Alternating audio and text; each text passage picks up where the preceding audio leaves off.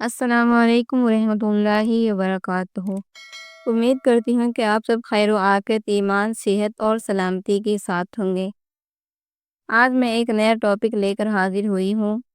Topic پر جانے سے پہلے میں آپ سے یہ کہنا چاہتی ہوں کہ جس حال میں بھی ہے، جس جگہ پر بھی ہے، اپنی 5 وقت کی نماز کا اہتمام کریں۔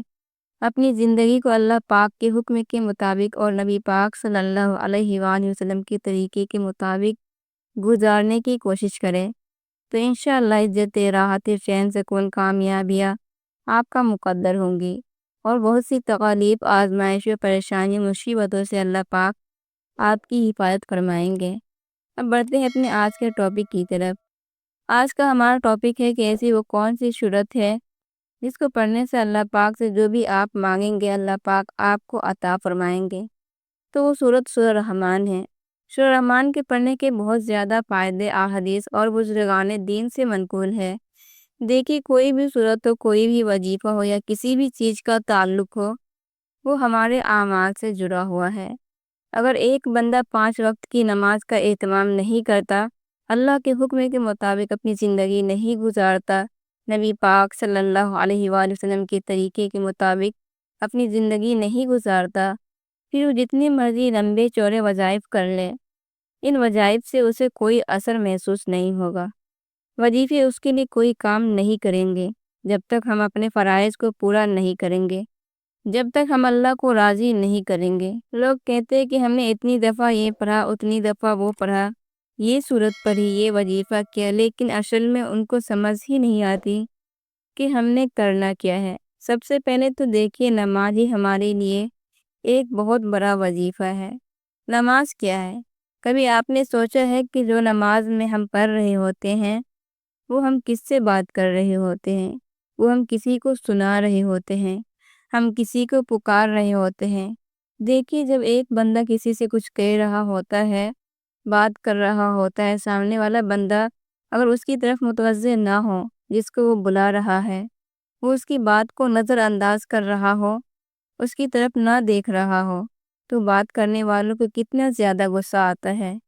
بات کرنے والا کہتا ہے کہ دیکھو، میں کتنی توجہ کے ساتھ، دھیان کے ساتھ اپنا قیمتی وقت اس کو دے رہا ہوں، لیکن اس کو تو کوئی فرق ہی نہیں، اس کو تو میری پرواہ ہی نہیں، یہ تو ادھر ادھر دیکھ رہا ہے۔ تو بات کرنے والے کو بھی پھر مزہ نہیں آتا، اور پھر کہتا ہے کہ اس سے بہتر ہے کہ میں اس سے بات ہی نہ کروں، کیونکہ اس کے نزدیک تو میری کوئی اہمیت ہی نہیں۔ اسی طرح کہتے ہیں کہ جب بندہ نماز میں کھڑا ہو کر اللہ سے رابطہ کرتا ہے تو اللہ پاک بندے کی طرف متوجہ ہوتے ہیں۔ نماز کیا ہے؟ اللہ پاک سے براہ راست مانگنے کا ذریعہ ہے، لیکن جب بندے کی ذہن میں اس کی نماز اس درجے کی نہیں ہوتی کہ اسے یہ دھیان نصیب ہو جائے کہ میں تو اللہ سے ملاقات کر رہا ہوں، یہ جو میں بات کر رہا ہوں، یہ جو میں پڑھ رہا ہوں، یہ تو میں اللہ سے کہہ رہا ہوں، تو پھر بندہ ادھر ادھر کی سوچوں میں کھویا رہتا ہے۔ اگر عورت کی مثال لی جائے تو اس کے ذہن میں یہ سوچ ہوتی ہے کہ ہانڈی چولہے پر رکھی ہے، کہیں جل نہ جائے، اس کے بعد آٹا گوندنا ہے، پھر روٹیاں بنانی ہے، بچوں کو ٹیوشن بھیجنا ہے، تو یہی سوچیں اس کے ذہن میں ہوتی ہے۔ تو اللہ فرماتے ہیں، اے میرے فرشتوں، جب میرا بندہ نماز کے لیے آتا ہے، مجھ سے ملاقات کے لیے آتا ہے، تو اللہ اور بندے کے درمیان جو نور کے پردے ہوتے ہیں، اللہ فرشتوں سے فرماتے ہیں یہ پردے ہٹا دو، میرا بندہ مجھ سے تعلق جوڑنے آیا ہے، مجھ سے رابطہ کرنے آیا ہے، براہ راست مانگنے آیا ہے، میرے سامنے اپنا سر جھکانے آیا ہے۔ لیکن جب بندہ دھیان اور توجہ نہیں کرتا تو اللہ پاک فرشتوں سے فرماتے ہیں، اے میرے فرشتوں، شاید اسے مجھ سے کوئی اور چیز بہتر لگ رہی ہے، اس کا دل کہیں اور ہے، یہ اس طرف توجہ کر رہا ہے، تو یہ پردے واپس لگا لو۔ اللہ تعالیٰ پھر بندے کی طرف دھیان اور توجہ نہیں فرماتے۔ تو اس لیے اپنی نمازوں پر محنت کرو۔ ہر فرض نماز کے بعد بندے کی ایک دعا ضرور قبول ہوتی ہے۔ تو دیکھو، نمازوں کے ذریعے ہم اللہ سے مانگنے والے بن جائے، اللہ سے لینے والے بن جائے۔ آج ہماری نمازوں میں کمی ہے، کہتے ہیں نا، جیسی ہماری نماز ویسی ہماری زندگی۔ تو نماز کا مقصد کیا ہے؟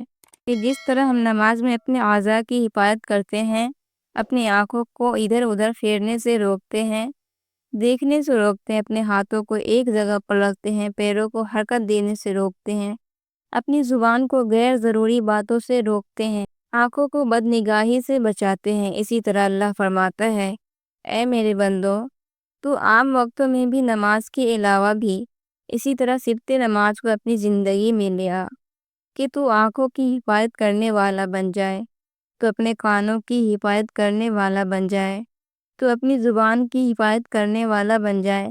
ہر اس چیز سے اپنی ایذا کی حفاظت کر جو میری نافرمانی میں آتی ہے، جو مجھے ناراض کرنے والی ہے۔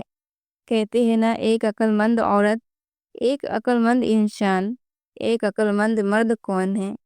جو مرے اور مرنے کے وقت اللہ اس سے راضی ہو۔ آج تو ہم دنیا کے معیاروں پر چلتے ہیں نا۔ عقل مند عورت کسے کہتے ہیں؟ جو پیسے بچا رہی ہو، جو گھر کا نظام اچھے سے چلا رہی ہو، گھر کو صاف ستھرا رکھ رہی ہو۔ ہم کہتے ہیں یہ تو بہت ہی عقل مند سمجھدار عورت ہے۔ لیکن اصل عقل مندی کیا ہے؟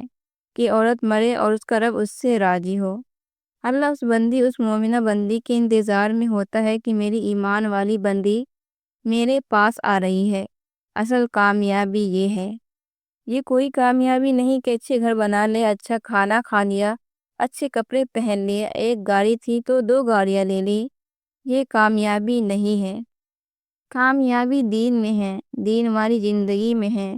سورہ رحمان میں بے شمار فائدے اللہ پاک نے رکھے ہیں۔ اس سے صحت بھی ملتی ہے، اس سے رزق میں بھی اضافہ ہوتا ہے، کیونکہ اسے پڑھنے سے اللہ تعالیٰ کا شکر ادا ہوتا ہے۔ اللہ تعالیٰ فرماتے ہیں، فَبِأَيِّ آلَاءِ رَبِّكُمَا تُكَذِّبَانِ، پس تم اپنے رب کی کون کون سی نعمتوں کو جھٹلاؤ گے۔ تو اس لیے اگر سورہ رحمان کو فجر کی سنتوں کے بعد پڑھا جائے تو انشاءاللہ اس کے بہت زیادہ فائدے ہیں، اور اس کا نور آپ کو اپنی زندگی میں نظر آئے گا۔ یہ آپ کی ساری حاجتیں پوری کر دے گا، ساری مشکلیں، تکلیفیں، پریشانیاں دور کر دے گا، آپ کی زندگی میں سکون دے گا، راحت دے گا، چین دے گا۔ آج دیکھیے کتنے لوگ جن کے پاس سب کچھ ہے، کسی چیز کی کمی نہیں ہے، لیکن سکون نہیں ہے۔ وہ کہتے ہیں کہ ہمارے دل میں بے چینی ہے، ہم ہر وقت پریشان رہتے ہیں۔ حالانکہ مال کا ڈھیر لگا ہوا ہے، کپڑوں کا انبار ہے، ہر طرح کی سہولتیں، آسائشیں موجود ہے، لیکن اس کے باوجود دلوں کا سکون تو اللہ پاک نے دین میں رکھا ہے، اپنی عبادت میں رکھا ہے۔ تو امید ہے کہ میری آج کی ویڈیو آپ کو پسند آئی ہوگی۔ ویڈیو کو لائک کر دے، شیئر کر دے، اور جلدی سے چینل کو سبسکرائب کر لے، اور بیل آئیکن کو بھی پریس کر دے تاکہ میری ہر نئی آنے والی ویڈیو آپ تک آسانی سے پہنچ سکے۔ دعا میں یاد رکھیے گا، پھر لوٹ کر آؤں گی ایک نئی ویڈیو کے ساتھ۔ اللہ حافظ۔